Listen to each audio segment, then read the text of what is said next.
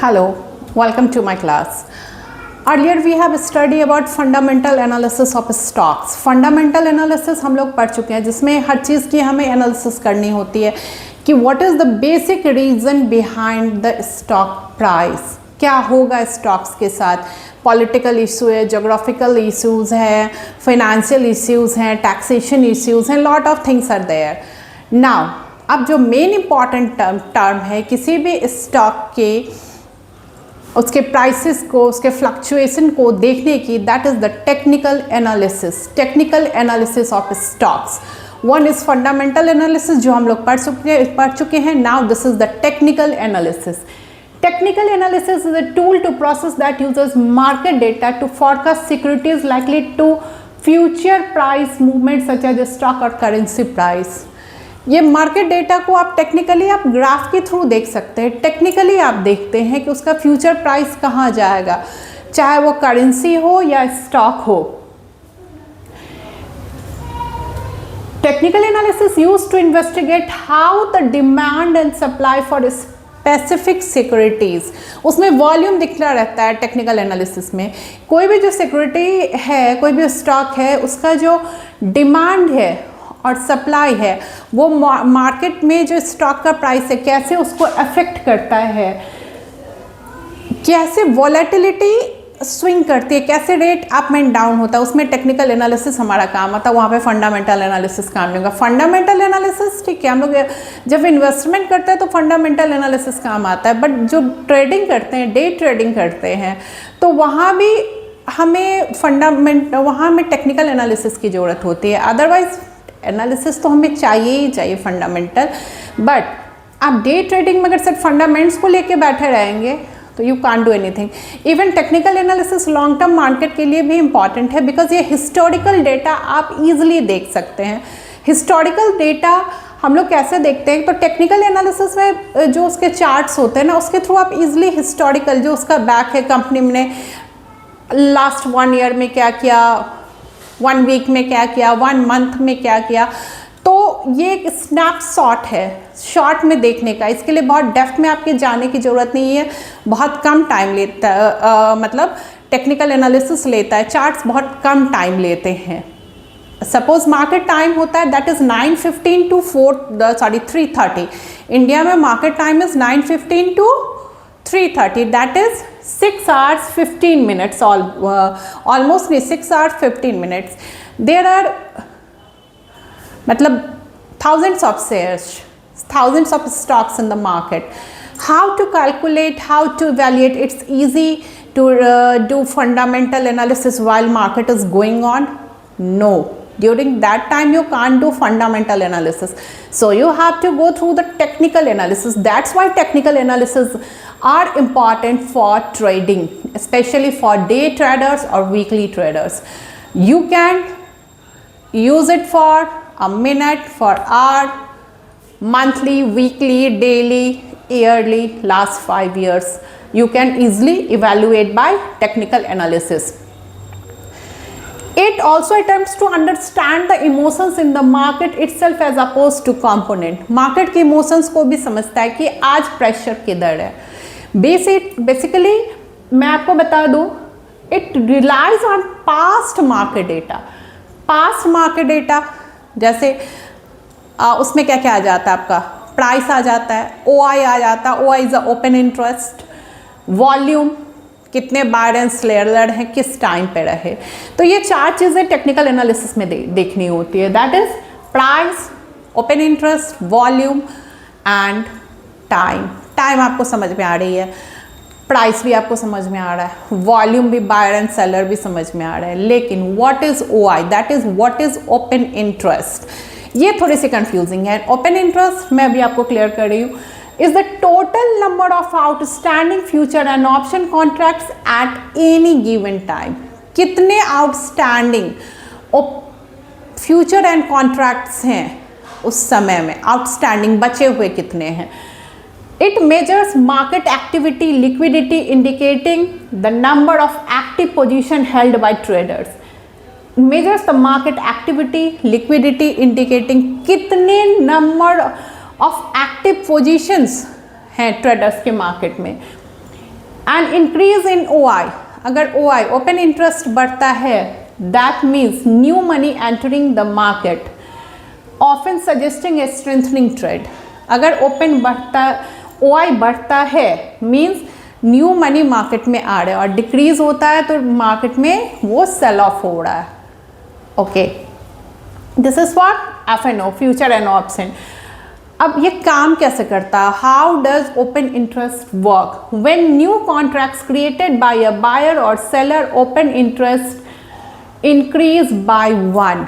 When new contracts, जब new contracts buyer, future and option buyer seller दोनों होते हैं, कॉलर पुट के होते हैं, तो जब न्यू कॉन्ट्रैक्ट आता है तो 1 पॉइंट बढ़ता है, और जब वो जाता है तो 1 पॉइंट डिक्रीज होता है। You can use technical analysis on any asset classes like equities, commodities, currencies, foreign exchange, fixed income, कहीं भी आप technical analysis का आप use कर सकते हैं। Technical analysis fundamentals basically 4 things पे काम करते हैं, दैट इज कॉल्ड OHLC।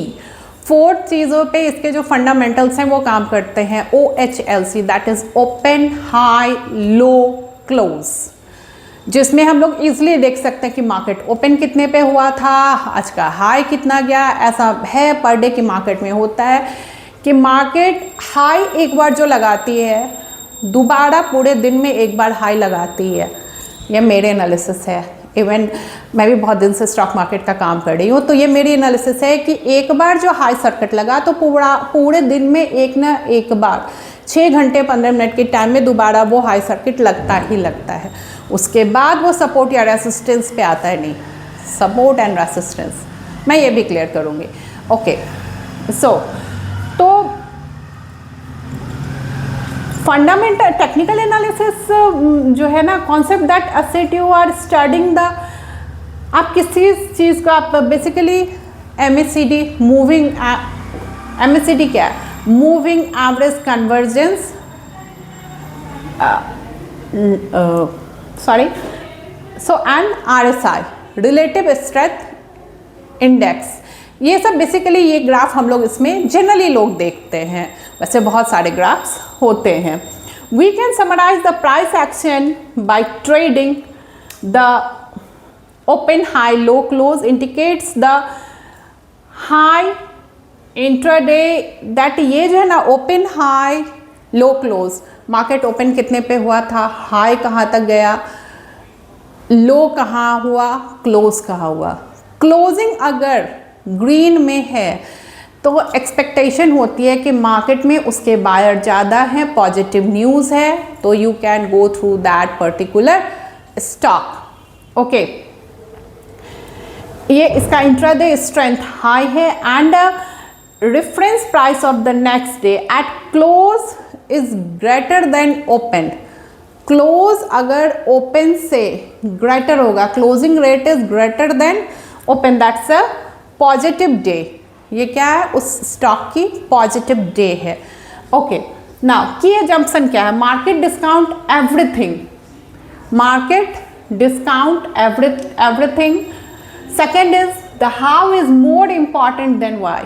पहले जो एक एजम्पशन का मार्केट डिस्काउंट एवरीथिंग, मार्केट में क्या हो रहा है, ठीक है, you can easily evaluate through the technical analysis.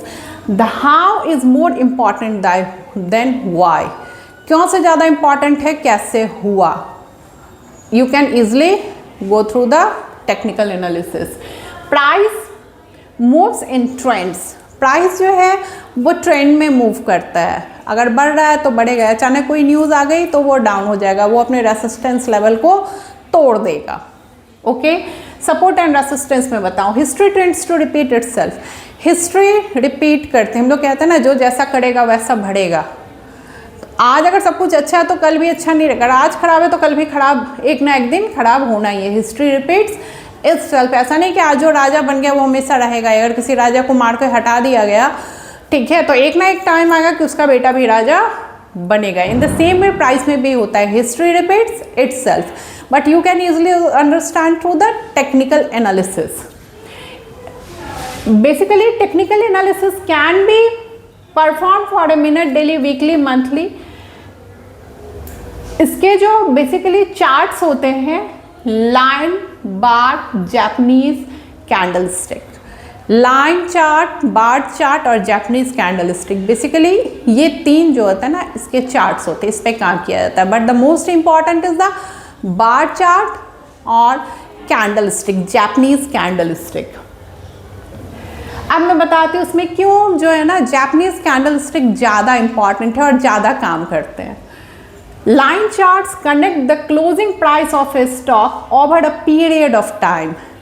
Over a period of time उसके जो डॉट्स होते हैं ना, क्लोजिंग प्राइस को कनेक्ट करते हैं, कहाँ से क्लोज हुआ, कहाँ से उठा, लाइन चार्ट में। It helps trends to identifying the trend in the price movement of a stock, does not represent daily price movement. ये ट्रेंड्स को बताता है line chart, daily price movement को जो है लाइन चार्ट नहीं बताता है। लाइन चार्ट आप जानते हैं डायरेक्ट लाइंस होता है। Now come to the bar chart. OHLC, इसका अदर नेम क्या है? Open, high, low, close. Bar chart का ही अदर नाम है open, high, low, close. We can understand the market sentiments by looking at the color of bar. Market sentiments को हम लोग बार के कलर से देख के समझ सकते हैं। रेड में है तो डाउन है, ग्रीन में है तो अप में है। ज़्यादा ग्रीन अप होने के बाद तो डाउन होता है, क्योंकि वहाँ से लोग सेल ऑफ शुरू करते हैं। बट कितना तक डाउन हुआ, सपोर्ट कहाँ बना रहा है, रेसिस्टेंस कहाँ बना रहा है, वो बहुत डिपेंड करता है। तो वी कैन ईजिली, हमें बार चार्ट में ईजिली पता लगता है। ओके, ये जो है ना, ये मार्केट वॉलेटिलिटी को रिफ्लेक्ट करता है। मार्केट में कितने बार सेल है, मार्केट वॉलेटाइल है, वो आप बार चार्ट से समझ सकते हैं, लाइन चार्ट से नहीं। क्योंकि लाइन चार्ट जो है वो क्लोज टू क्लोज को कनेक्ट करता है, वो डेली मार्केट ट्रेडिंग को, डेली ट्रेंड को वो कनेक्ट नहीं करता है। डेली ट्रेंड के लिए you have to go through the bar chart और candlestick. Okay, higher length of bar means higher volatility. Higher length of bar means higher volatility. That इतना, फिर इतना, फिर इतना, फिर इतना, volatility बहुत ज़्यादा। Higher means buyer, red means seller, rate का कम होना। Now come to the Japanese candlestick, that is the same as the bar chart. उसमें कैंडल्स होते हैं, ऊपर एक कैंडल टाइप का बन जाता है। मैं आपको बता दूँ, जो जापानीज कैंडल ये बार ही होते हैं और ऊपर ये डॉट बनता है, वो वहाँ से आपको दिख नहीं रहा होगा या दिख भी रहा होगा। ओके, नाउ अब मैं आती हूँ, तब से मैंने आपको बताया था सपोर्ट और resistance, that is the most important thing. Support and resistance level, support and resistance is the most important for any stock price. So go through the support and resistance. Support is the price level at which the stock की bounced back. Support क्या है? जब stock prices गिरते हैं तो कहाँ से rate उसका बाय हो, वो वापस बाउंस बैक करता है। तो 2 पॉइंट्स तक जो मिनिमम माने गए हैं, जब वो 2 पॉइंट को ब्रीच करता है, देन यू कैन बाय और सेल दैट स्टॉक। सपोर्ट है कि कहाँ से गिरने के बाद स्टॉक प्राइस वहाँ से बाउंस बैक होता है, वापस ऊपर जाता है, दैट इज़ द सपोर्ट। जैसे कि अगर रेट है 995 आया, 993 आया, 992 आया, फिर वापस 993 गया, 994 गया, तो उसका सपोर्ट हो जाएगा 994, क्योंकि यहाँ से अब ये ऊपर बढ़ रहा है, that is support. Demand at this level is show strong. जब वो 2 पॉइंट जब ऊपर जाता है, सपोर्ट लेवल पे डिमांड क्या होता है कि स्ट्रॉन्ग होता है, जहाँ से वो बाउंस बैक करता है। A support line is established when there are at least 2 touch points. कब इस्टेब्लिश होता है? जब 2 टच पॉइंट होते हैं। स्टॉक का प्राइस ऐसे हो रहा है, तो यहाँ पे 2 टच पॉइंट आ गए, तो ये इस्टेब्लिश हो जाता है सपोर्ट लेवल, ठीक है। Resistance is the price level eight which the stock price has bounce down. Resistance क्या है? जहाँ से वो बाउंस डाउन होता है स्टॉक प्राइसेस, जहाँ से रेट गिरता है। several times. This happens because rising prices leads to high selling pressure. जब राइजिंग प्राइसेस होते हैं तो वहाँ से क्या होते हैं, जब ऊपर बढ़ता जाता है रेट तो उसका सेलिंग प्रेशर बढ़ता है, क्योंकि वहाँ से लोग फिर सेल करके निकलते हैं। तो रेसिस्टेंस जो होता है दैट इज वहाँ से रेट डाउन होता है, that is high selling pressure. Okay, lead to high selling pressure due to profit booking in the market. If the stock price breaches the resistance line, then it indicates bullish sentiment. अगर resistance line को यहाँ से अगर bounce back हो रहा है rate, तो resistance line को अगर ये स्टॉक प्राइस अगर तोड़ देता है, ये रेसिस्टेंस लाइन है, यहाँ से ऊपर चला गया, दैट मीन्स कि मार्केट में उसके बायर ज़्यादा हैं और वहाँ से वो स्टॉक बुलिश हो जाएगा। लेकिन that is the most important point that it establishes when there are at least 2 touch point. Support और रेसिस्टेंस दोनों में एटलीस्ट 2 टच पॉइंट्स चाहिए, 2 टच पॉइंट्स इंपॉर्टेंट है। तो सपोर्ट क्या है, जहाँ से स्टॉक प्राइस गिरता है और फिर वापस से बाउंस बैक होता है, गिर के बाउंस बैक होता है, that is support. And resistance price high से जब लो होता है, जब डाउन होता price, that is resistance. So I think this is clear. If you have any problem, then you can inbox me. Thank you.